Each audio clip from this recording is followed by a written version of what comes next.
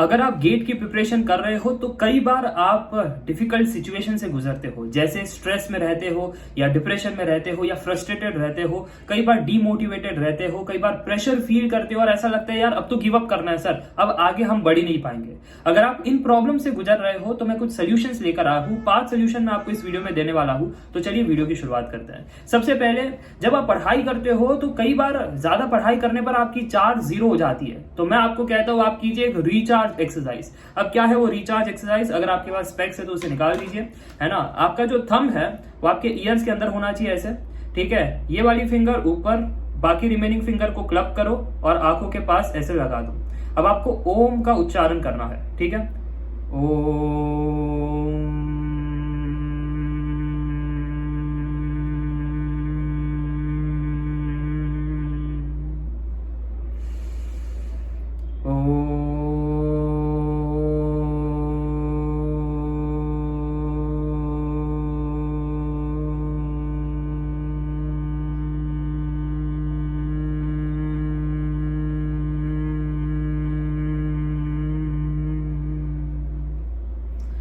ये एक्सरसाइज को आप 5 मिनट्स लगातार करना और फिर देखना क्या रिलीफ आपको मिलता है। जितनी भी चार्ज आपकी चली गई है वो वापस से आ जाएगी और आप रिचार्ज हो जाओगे, ठीक है। अब दूसरी बात, एक्सपेक्टेशंस को गोली मारो।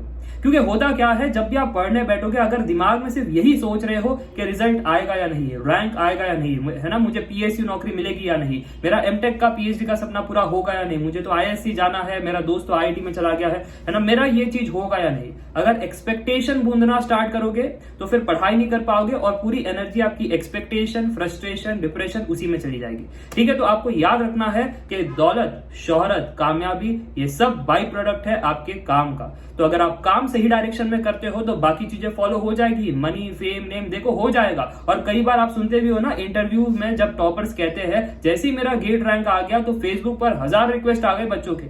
बस यही बात है, बाकी चीजें फॉलो हो जाएगी, बस आप काम पर फोकस करना। काम से डिबेट हो गए तो सारा फ्रस्ट्रेशन आ जाएगा एक साथ, ठीक है।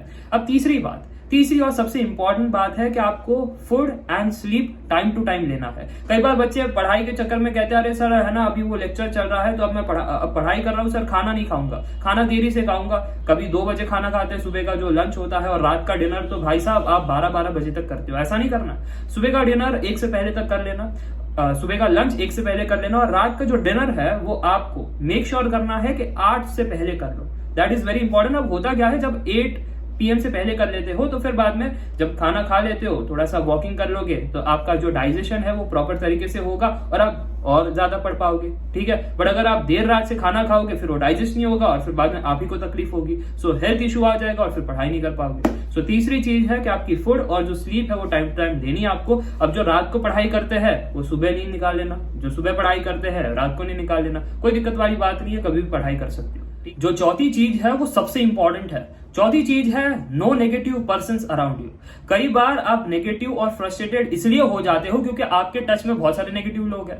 अब कोई कहेगा यार गेट पढ़कर क्या फायदा है, ना आईआईटी में प्लेसमेंट है, ना आईआईसी में कुछ हो रहा है, देखो यार कोरोना ने सारी अपॉर्चुनिटी बर्बाद कर दी, देखो न्यूज में भी आ रहे हैं, न्यूज में देखो अनप्लेस्ड कितना हो गया है, इंडिया में कितने अनएम्प्लॉयमेंट रेट है, ऐसा कहते हैं। जबकि अगर आप एम्प्लॉयमेंट रेट देखो तो वो काफी ज्यादा है। अगर आप अमेरिका में देखो तो अमेरिका में भी तो अनएम्प्लॉयमेंट रेट है। अगर आप पढ़ाई लिखाई कर रहे हो इसका कोई गारंटी नहीं है कि आपको जॉब मिलेगी, बट अगर आप स्किलफुल हो, अगर आप एमटेक में जाके कुछ रिसर्च कर रहे हो, इनोवेट कर रहे हो, कोई प्रॉब्लम को सॉल्व कर रहे हो, आपको जॉब तो मिलेगी।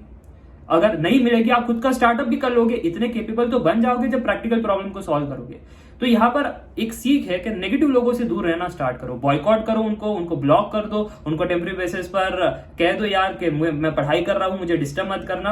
और आप ऐसे लोगों को खोजो जो एकदम एंथुजियाज्म है ना, एकदम अपॉर्चुनिस्टिक वाले लोग हैं, जो एकदम एनर्जी, उत्साह से भरे हुए हैं, मोटिवेटेड लोग हैं, उनके टच में रहना स्टार्ट करो। वो आपको बताएंगे देखो लिंक्डइन पर इसको फॉलो करो, देखो यहाँ पर ये अपॉर्चुनिटी है, ये चीज चल रही है, इसमें हम कुछ करते हैं। ओके, तो आपको चौथी चीज सबसे इंपॉर्टेंट है, नेगेटिव लोगों से दूर रहना है। और पांचवी और सबसे बेहतरीन चीज मुझे लगती है वो ये है कि आप रूम में बैठे बैठे पढ़ाई कर रहे हो और इसलिए शायद आप डिप्रेस हो जाते हो, क्योंकि हर दिन उठते हो, एक मोनोटोनस वर्क है, आपको लगता है यार यही बुक्स, यही टीचर, यही कंप्यूटर, यही जगह, कुछ चेंज ही नहीं हो रहा, और इसलिए आप है ना मतलब बाय डिफॉल्ट एक जगह पर ठहराव में आपको घुटन हो जाती है। और ये घुटन से बाहर निकलने का एक ही मात्र तरीका है, बाहर जा करके वॉकिंग करो। कभी अर्ली मॉर्निंग उठो और एक बार वॉकिंग कर लो 1 घंटा। मैं ये नहीं कह रहा कि आपको दौड़ लगानी है या आपको जिम जाना है, बस अर्ली मॉर्निंग उठ करके एक बार वॉकिंग करके देखो। जो फ्रेश ऑक्सीजन आपको मिलती है ना, उससे आप रिफ्रेश हो जाओगे। करके देखना, 1 हफ्ते करके देखना। अगर वो नहीं कर पा रहे हो, सुबह उठ करके, कुछ आलसी लोग भी होते हैं जेठालाल के फैन है ना, हम नहीं उठ पाएंगे सर, है ना, तो उस चक्कर में आपको क्या करना पड़ेगा,